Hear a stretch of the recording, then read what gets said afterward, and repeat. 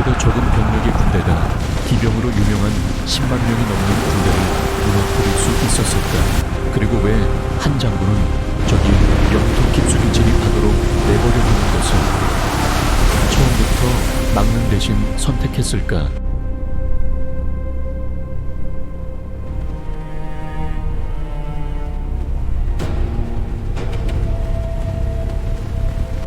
(1018년) 쿠주 전투는 전쟁의 북소리로 시작되지 않았다.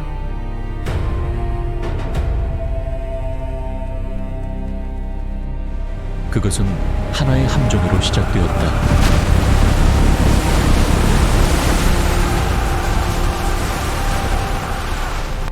겨울 고려의 북쪽 국경은 얼어붙어 있었다. 북쪽에서 소베아가 지휘하는 요나라 대군이 밀려 내려왔다. 10만 명이 넘는 병력. 기병이 선두에 섰다. 보병과 보급대가 뒤를 따랐다. 목표는 매우 분명했다. 빠르게 공격하여 고려가 대응하기 전에 방어선을 돌파하는 것.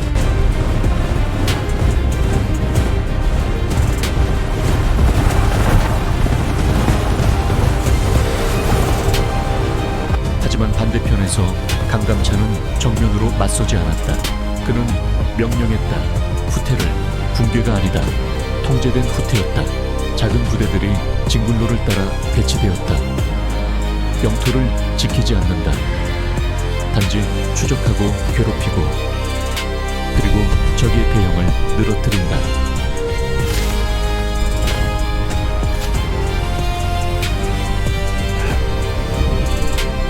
함정이 형성되기 시작했다. 흥화진 근처의 한강에서 고려군은 밤사이에 조용히 움직였다. 그들은 상류에 임시댐을 쌓았다. 물을 가두었다. 모든 흔적을 눈 아래에 숨겼다. 다음 날 아침 요군이 도착했다. 그들은 얕은 강을 보았다. 얇은 얼음, 건너기 쉬워 보였다. 기병이 즉시 내려갔다. 수천 마리의 말이 얼음을 밟으며 조각조각 깨뜨렸다. 하지만 여전히 건널 수 있었다. 그리고 대부분의 병력이 강바닥으로 내려간 바로 그 순간 물이 무너졌다. 물이 쏟아졌다. 단순한 흐름이 아니라 거대한 물의 격이었다. 얼음이 산산이 부서졌다. 말들은 공포에 빠졌다. 병사들은 휩쓸리고 짓밟히고 살을 내는 창문 속에 잠겼다.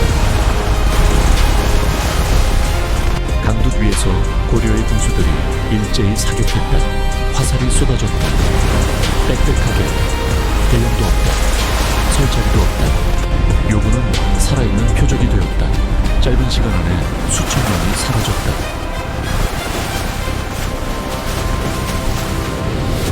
하지만 강감찬은 추격하지 않았다. 그는 즉시 물러났다. 요군을 남겨두고 계속 전진하게 했다. 그들에게 이것은 단지 한 번의 충격일 뿐이었다. 하지만 실제로 그것은 붕괴의 시작점이었다.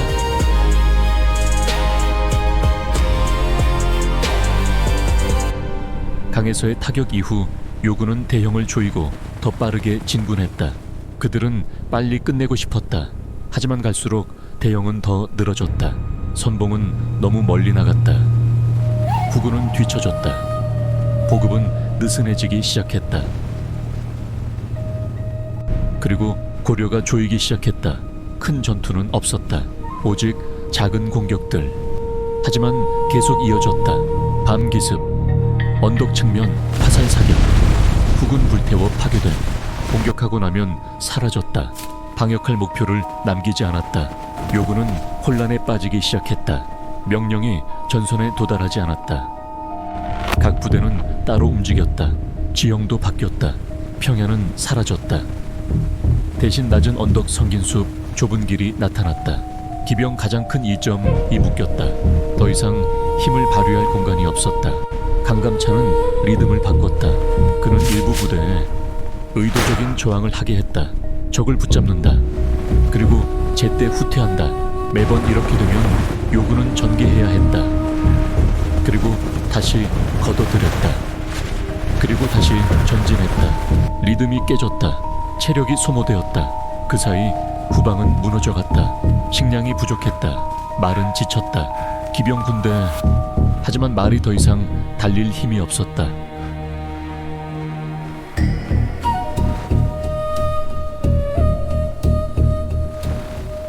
소배하는 문제를 깨닫기 시작했다. 그는 군을 모았다. 속도를 늦췄다. 하지만 바로 그것이 그들을 더 밀착 추격당하게 만들었다.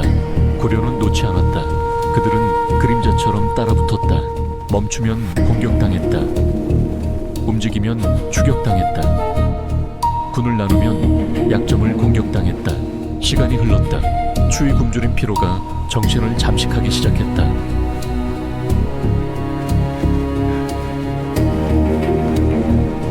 마침내 소배하는 철수를 명령했다. 하지만 바로 그때 모든 것이 뒤집혔다. 그들이 지나온 길은 함정이 되었다. 한때 비어있던 위치들은 이제 고려군으로 가득했다. 매복이 곳곳에서 나타났다. 그리고 이번에는 강감찬은 더 이상 피하지 않았다. 그는 병력을 집중시켰다. 뒤에서 공격한다. 앞을 차단한다.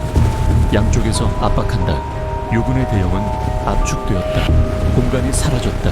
그리고 그들 앞에는 구주, 모든 것이 끝날 곳이었다. 구주는 미리 선택된 전장이었다. 넓지 않다. 하지만 언덕과 좁은 길에 의해 통제된다. 완벽하다. 후퇴하는 군대를 가두기에 요군은 혼란 상태로 진입했다. 대형은 길게 늘어졌다. 후군은 부서졌다. 기병은 감이 떨어지지 못했다. 그들은 그저 최대한 빨리 지나가고 싶었다. 하지만 그들은 더 이상 선택권이 없었다. 고려군이 양쪽 언덕에 나타났다. 완전한 대화, 나타난 군수, 뒤에는 창병, 그리고 공격이 시작되었다. 화살이 위에서 쏟아졌다.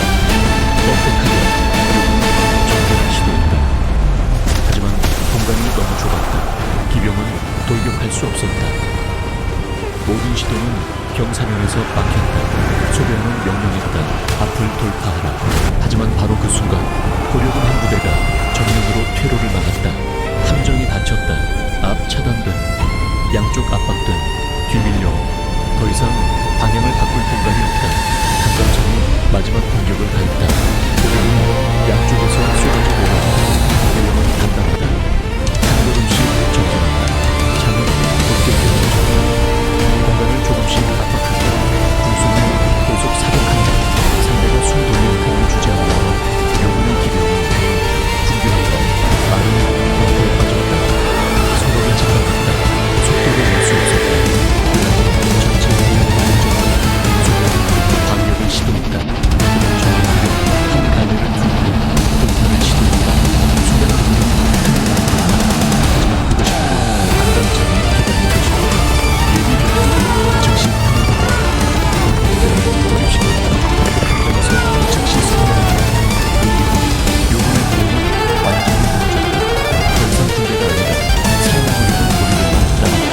일본은 도망쳤다. 하지만 기병은 버텼다. 하지만 밖에로 진입했다. 전투는 즉시 끝나지 않았다. 서서히 준비되었다. 각 집단이 각 집단이 제거되었다. 해가 질 때 구주에는 시체만 남았다. 10만 명이 넘는 병력이 들어왔다. 극히 일부만 빠져나갔다. 침공은 끝났다. 하나의 전투로 끝난 것이 아니다. 오랜 함정으로, 그리고 벗어날 수 없는 마지막 조임으로 끝났다.